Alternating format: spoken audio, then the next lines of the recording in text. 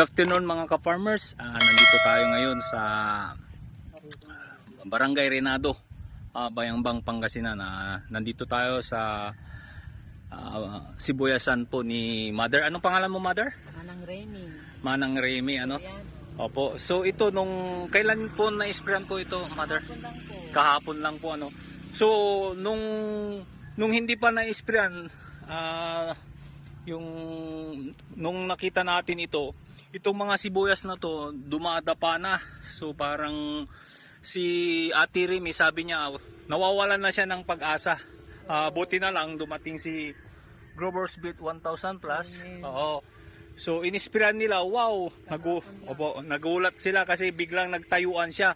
Tapos yun, kung lalapitan ko po yung ganyan po, yung mga nabagsakan na ganyan, yan po yung punggos. Opo. Yung sa atin po, may insect repellent po siya. Kaya kayang-kaya niya po yung i-rehab po. Ito po yung trabaho ni Growers Beat 1000 plus po. Yung mga may sakit po, yung mga kung tawagin nila nagtitiritir, ganun, bumabasa yung puwitan ng sibuyas. Yan po yung trabaho ni Growers Beat. Patutuyin niya yan, tapos kahit nag-twist na po yan, yung bunga niya, kasi nakita na namin, gumaganda pa rin. Nagiging good pa rin yung bunga. So, yun po ang naobserban namin doon sa nakaani po ng ginamitan ng Growers Beat, na nag-interval po siya ng weekly interval, 3 latang sardinas nung may bunga na po siya.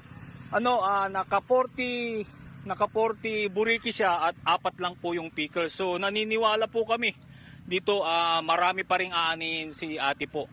Dahil ito po yung layunin po namin kaya po nandito po kami sa Bayambang. Nalaman po namin na yung mga sibuyas nila dito mayroong mga sakit. So ayun, ito kasi si Growers Beat 1000 plus, marami po siyang kung tutusin po, all in one na po siya. Tapos po ang tatas po ng NPK niya. Tapos ang isang pinagmamalaki po namin dito, napakataas po ng calcium niya.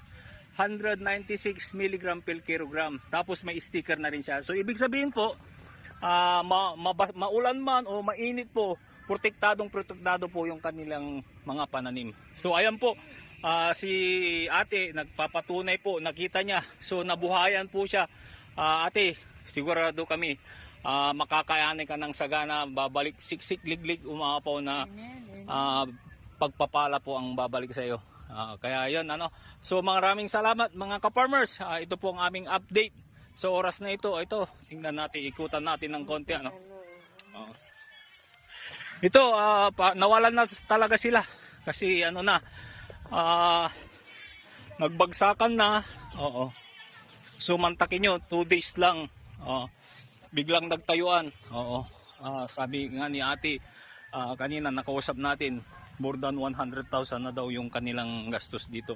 Kaya nag-aalala sila. So buti na lang at dumaan tayo dito sa barangay nila. Ayun. So nandito tayo para tulungan sila.